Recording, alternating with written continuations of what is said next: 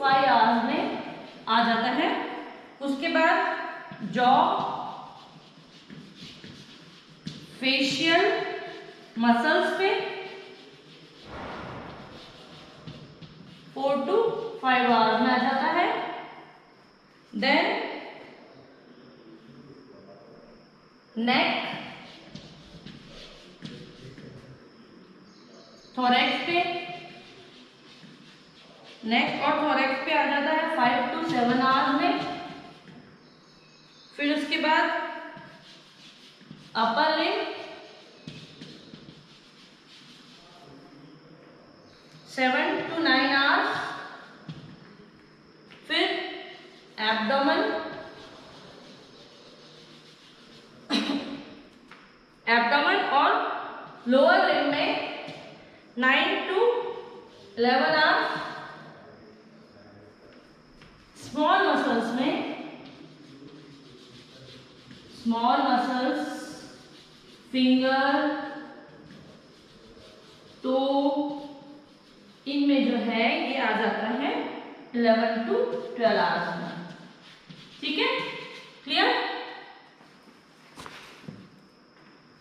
तो ये जो है इस सीक्वेंस में जो है ये बॉडी में अपीयर होना स्टार्ट होता है। जिस तरीके से ये अपीयर होता है उसी तरीके से ये डिसअपीयर भी होता है।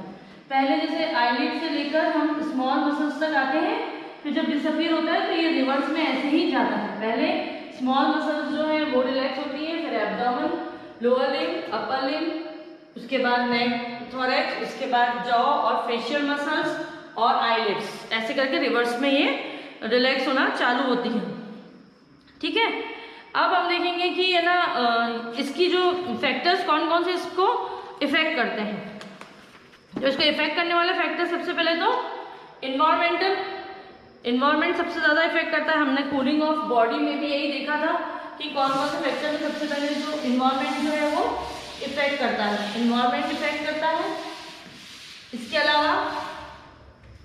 इसके अलावा जो है muscle activity, environment, muscles activity, muscles activity का क्या मतलब है? अगर हैवी एक्सरसाइज की हुई है पहले से ही ड्यूरिंग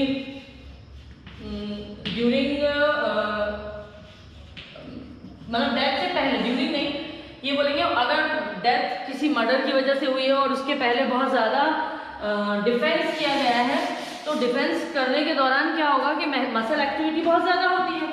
तो वो एक्टिविटी ज़्यादा होने के कारण क्या होगा कि वो जो मसल्स पहले से ही एग्जॉस्ट हो जाएंगी। तो मसल्स एग्जॉस्टेड रहती हैं तो वो जल्दी जो है वो जल्दी स्टिफ हो जाएंगी। ठीक है, जल्दी स्टिफ होंगी तो मतलब राइगर मॉर्टिस जो मसल एक्टिविटी ज़्यादा है उसमें जल्दी ही डेवलप होना चालू हो जाएगा। इसके अलावा जो डिसीजेज हैं जैसे क्रॉनिक डिसीजेज हुई, उसमें भी जो है वो राइगर मॉर्टिस जो है वो जल्दी बॉडी में दिखने लग जाएगा। इसके अलावा पॉइजनिंग हुई, पॉइजनिंग के अलावा हेमरेज हुआ, हेमरेज से रिलेटेड हम ये मानेंगे जैसे कि ब्लड कम हुआ बॉडी में, ऑक्सीजन कम हुआ, ऑक्सीजन कम हुआ तो वही एटीपी को इफेक्ट करेगा, एटीपी इफेक्ट करेगा तो वो स्टिफनेस जल्दी प्रोड्यूस करेगा, है ना।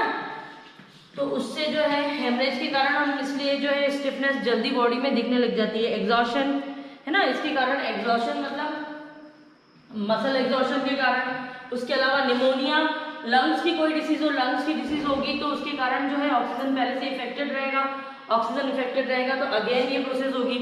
तो ये जो कॉज ऑफ डेथ या कंडीशन ऑफ द बॉडी में हम इसको मानेंगे कि अगर डिसीज कंडीशन है तो डिसीज कंडीशन में जल्दी जो है ये मसल स्टिफनेस होना चालू हो जाएगी। इसके अलावा बॉडी बिल्डअप पे भी हम देखेंगे, अगर अच्छा पर्सनालिटी अच्छी है तो उस कंडीशन में जो है वो उसका जो मसल्स होगी वो वेल मार्क्ड होंगी, तो उसमें जो है मसल्स अच्छी होने के कारण जो है स्टिफनेस लेट होगी, और जो बॉडी लीन थीन होगी उसमें जो है ये जो है जल्दी होगा क्योंकि उसमें ज़्यादा मसल्स हैं नहीं, और वो जितनी मसल्स है वो फटाफट स्टिफ होती जाएंगी तो वो जल्दी ही जो है वो उसमें राइगर मॉर्टिस डेवलप हो जाएगा।